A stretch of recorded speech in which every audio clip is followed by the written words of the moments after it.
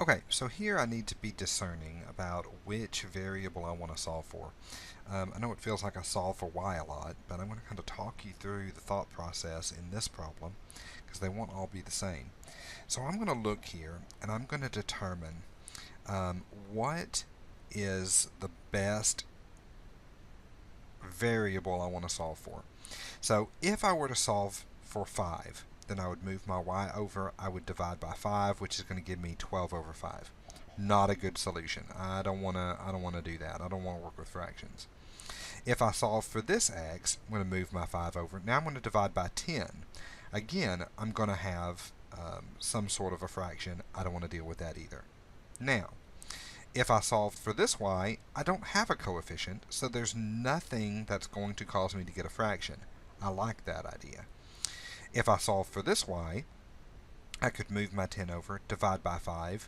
That's going to give me no fractions either. So either way, in either of these equations, I could solve for y and be perfectly fine. Now, here, this is the easier problem because I don't have to divide by anything. So I'm going to go ahead and pick this equation, and I'm going to solve this equation for y. Again, you could have picked the other y and been just fine. I think you would get into a little bit of a mess if you had picked the x to solve for, but you can definitely try it. I've taught you in the past how to clear fractions, so you could definitely do that.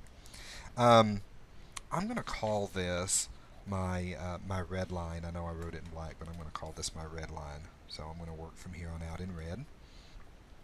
And then, so what I'm going to do to solve this is I'm going to add my 5x to both sides. Now remember, I can't combine a 5x and a 12. Okay, they're not the same thing. So I'm going to kind of offset that. And this is going to give me that y is equal to 5x minus 12. Well, now I know that that's what y is. So I'm going to take this, I'm going to plug it into the other equation. That's very important. Plug it into the other equation. So I'm going to plug it in for y right here. That's going to be my blue equation. So this is going to be negative 10x plus 5 now times y, but y is 5x minus 12. So 5x minus 12. And that's going to equal negative 15. Well, good. I don't have any y's, and I know how to solve for x now. So, distributing my 5, that's going to give me negative 10x plus 5 times 5 is 25x.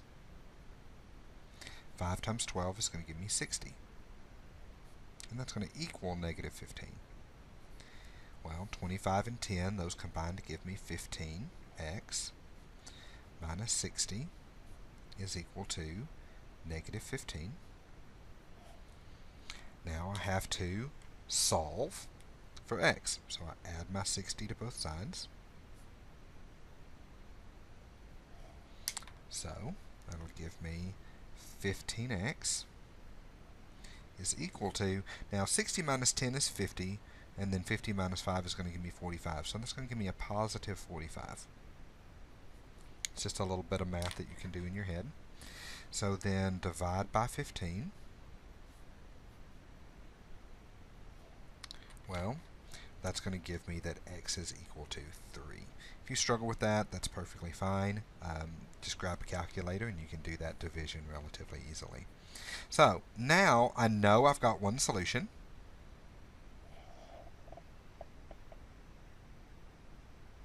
I know that my x value is going to be 3, but I don't know what my y value is. Well, just like I did in Chapter 9, all I have to do is plug in the 3 to either one of these lines, and then I'll be good to go. Okay. So again, just to kind of show you that it doesn't really matter, I'm going to go ahead and plug it in up here in the first one. Okay, so I'm going to show you that I'm going to plug that in right there. Okay, that was my red line. So that is negative 5x, which I know that x is 3,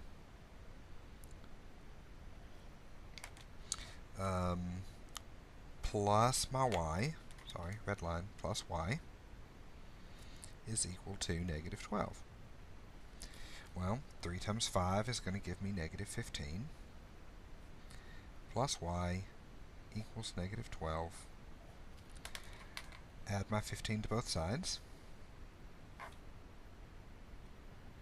Oh, that's very nice. So I'm going to get y is equal to positive 3. And I know that my y value when x is 3, my x value is going to be 3, and vice versa. When my x value is 3, my y value is going to be 3. And more importantly, I found where these two lines have crossed. Okay. Next example. Okay, so let's work another example here. Okay, this example is going to look like 3x plus y equals 18 and 6x plus 2y equals 36. Now, again, I can pick anything I want to solve for. Again, I'm still thinking that this y is going to be a good solution here. Notice that I don't have a coefficient, so I'm going to go ahead and select solving for y in the first problem. Okay. So, my red line, that's 3x plus y is equal to 18. Solving for y, I'm going to subtract my 3x from both sides. Careful not to combine my 18 and my 3x. That's going to give me that y is equal to negative 3x plus 18. Well, now I know what that is. I know what y is. So I take my negative 3x plus 18. I'm going to plug it in for x in the second equation. I'm going to plug it in for y in the second equation. I solve for y. I've got to plug it in for y. So, second equation is my blue equation. So that's going to be 6x plus 2 times negative 3x plus 18. And that should equal 36. Okay, so multiplying my 2 in, 2 times negative 3, 2 times 18, that'll give me 6x. 2 times negative 3, that's going to give me negative 6x. If you're struggling with negatives and positives, make sure you use your calculator on this. And then 2 times 36 is going to, or 2 times 18 is going to give me a positive 36. Now, you should see what's going to happen here. 6x minus 6x, well, if I have 6 cars and I subtract 6 cars, I've got 0 cars, right? I've got nothing. So my 6x's are going to cancel.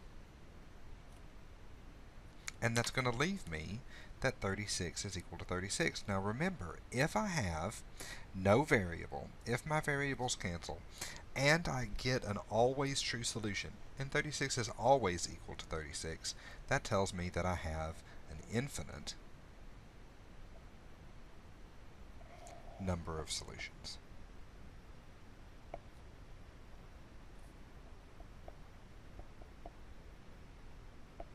Okay, that tells me I've got an infinite number of solutions and I'm finished. Now, those are indeed the exact same line, which we can tell that if we had solved both of these for y, we could have determined that I had an infinite number of solutions there. Okay, because you would see that they're the exact same line. Okay, so here's my last example. I have these two systems. Again, I know it seems like I'm solving for the same thing every time. Just to kind of mix things up, I'm going to solve actually for the y in the second problem.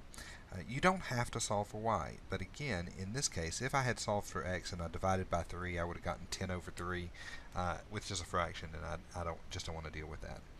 So let's deal with 3x plus y equals negative 10. The solving process requires that I subtract my 3x from both sides. Again, careful not to combine the 10 and the negative 3. X, they're not the same thing. So this is y is equal to negative 3x minus 10. Now, some of y'all might be asking, well, why do I always put that 3x first? Well, I do that because it keeps me in this y equals mx plus b form. It's just kind of proper in mathematics to try to keep that. I could have said negative 10 minus 3x, would have been just equally as fine. It's just a personal preference. Now, I've got to be careful that I plug into the other equation that I have not used yet. So, I've got to plug it in up here. If I had solved the top equation, I would have plugged it into the bottom. Now that I've solved for the bottom, I've got to plug it into the top. So that's going to become my blue equation. So this is going to be 3x plus y, which y is negative 3x minus 10.